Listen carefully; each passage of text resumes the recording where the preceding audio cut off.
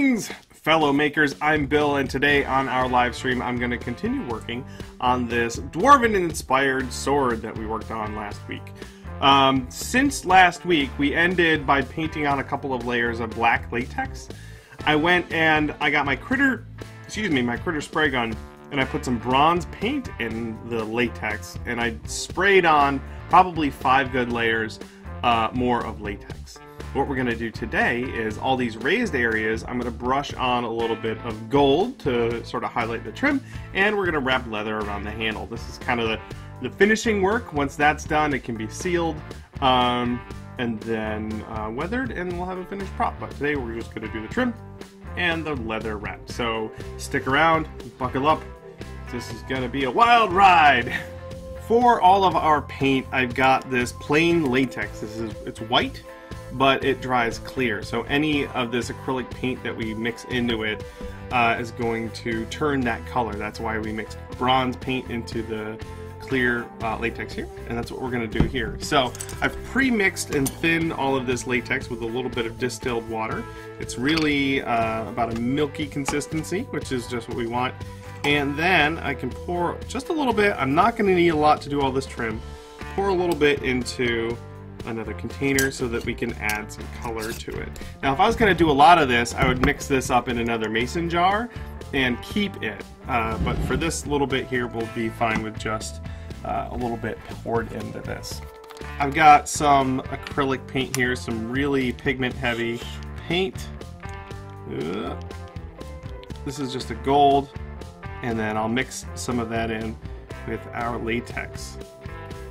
And it'll be thinned. The gold color will be a little bit muted when it's mixed in with the latex, but it should dry a really nice, rich gold color. We'll find out after we put one good layer on there. So that's going to get mixed up, and then we can brush it on our sword. I have my mixed up paint here. This is latex with paint in it. And then it's just gonna get brushed on. This is very much like brushing on with acrylics or some other type of paint.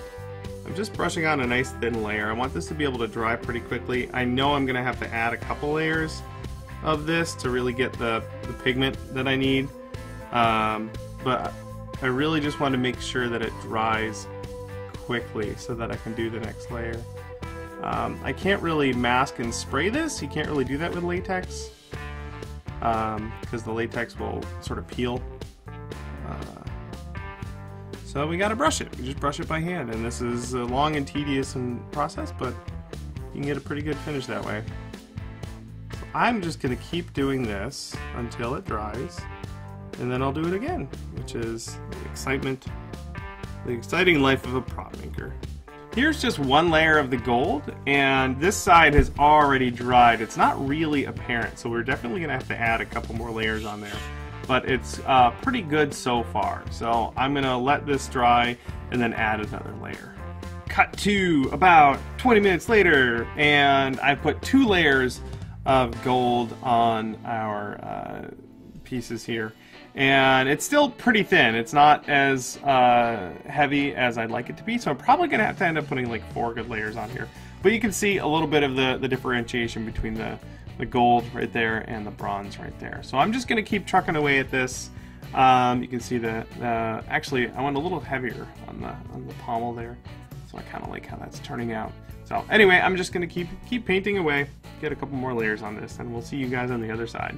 We're up to 3 layers now, and it looks pretty good. I'm thinking we'll do one more good layer, but I'm going to hold off on that for now, and I will do the handle. I'm going to wrap some leather around this handle. It's going to look awesome. I've got a big hunk of leather here. It's an offcut from something that a friend of mine made. I'm just going to cut out some leather strips here and stitch them together to make a longer leather strap, and that's what we'll wrap around the handle for our handle there. That's the leather wrap, handle wrap that we'll wrap. There we go. So that's one good strip right there. I'll cut out another one and just stitch the ends together to make a nice long one, and then we'll get to wrapping. We've got 2 pieces of leather here to make sure that our strap is long enough, and I just put a little bit of barge on the end of them there, and I'm going to connect them, and it should make one nice long piece of leather for our leather strap. Now there is a gap there. There is a gap there, a little bit of a seam. I need to decide if I'm going to stitch that a little bit to make it look kind of cool and authentic. I think I'll do that. I think that'd be really cool. So I'm going to do just a quick little, mostly decorative stitch. Oops. On this here. And go through. I guess I didn't poke the hole quite as much as I would have liked. There we go. And through. Actually, for stitching with leather, I will frequently just use some needle nose pliers. Get a good grip on everything. And that is our little decorative kind of stitch thing that holds all this together. So now I have a nice long strip to wrap around my handle. I'm all set here. I've got a long strip of leather ready to go. One end of it is tapered. That's where I'll start. And I've got to put glue on the leather and on the handle. So I've got my Barge contact cement here ready to go. And I've got an area to work here so that I'm not going to make too much of a mess, because I got to brush a bunch of Barge on this leather here. So basically, I just keep my Barge ready to go, and I'm brushing a bunch on kind of everywhere. I also have a rubber glove on because, like I said, this is going to go everywhere. But I've got this space where I can work and not get too worried about the glue getting all over my bench, and then I can just sort of work my way down as it goes. There we go, keep it nice and flat. And there we go. So this is how I will apply the glue to the strap here. And then I'll do the same on the handle. For the handle, when I put the latex on here, I made sure I overlapped it onto the handle a lot. So we've got latex right here, and then I'm going to brush Barge overlapping that, and that's important because that'll keep any of this latex from rolling back and peeling off of the handle. And when I glue the leather around it, that'll make it nice and secure. So I just do a layer of Barge all over the handle here, just like I did with the leather, and then I can let it dry for a little bit and wrap them all together. Just like so. We've got a bunch of Barge on the handle, ready to go, and we have Barge on the back of this leather strip, so I'm ready to start wrapping it around. I've tapered the end of this so that it will it'll look right, basically.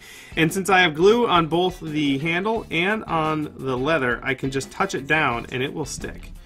That is the magic of contact cement.